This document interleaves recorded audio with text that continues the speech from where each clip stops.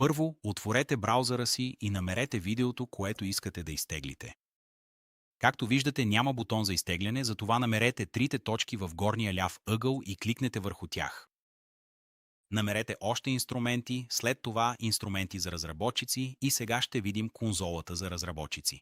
Уверете се, че е избран разделът мрежа, Network, и можете да промените позицията на конзолата, както ви е удобно. След това пуснете видеото за няколко секунди. След това изчакайте малко, докато всичко се зареди в конзолата.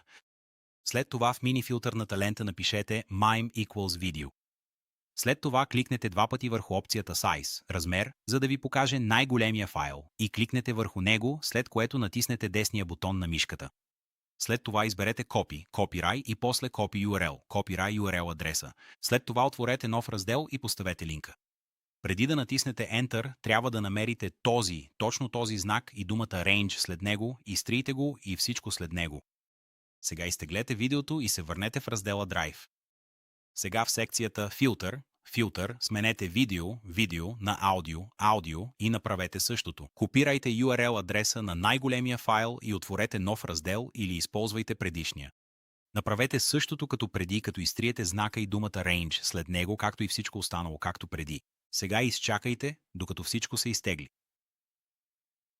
Сега отворете какъвто и да е софтуер за видеообработка, като този, който използвам аз, CapCut. Импортирайте видеото и аудиото и го експортирайте.